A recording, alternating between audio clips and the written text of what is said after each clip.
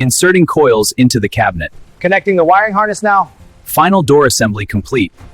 Today we will see how a modern refrigerator is made inside a factory, from the first step to the final stage. First, we design the refrigerator structure and cooling system. Then we integrate the electrical layout and exterior design. The software updates the models. High-quality steel sheets, plastic granules, copper tubes, aluminum sheets, insulation foam, and electronic components are selected for production.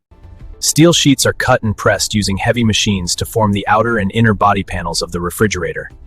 The body panels are cleaned, painted, and coated using advanced powder coating technology to ensure durability and an attractive finish.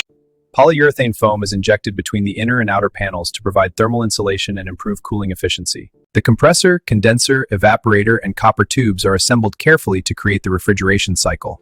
The refrigerator door, shelves, gaskets, and handles are assembled and aligned for smooth opening and closing. Electrical wiring, thermostat, sensors, and control units are installed to ensure safe and efficient operation.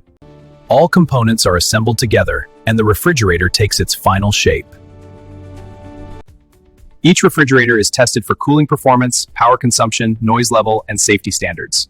After passing all tests, the refrigerator is packed carefully and prepared for shipment to stores. This is how a refrigerator is manufactured step by step inside a modern factory.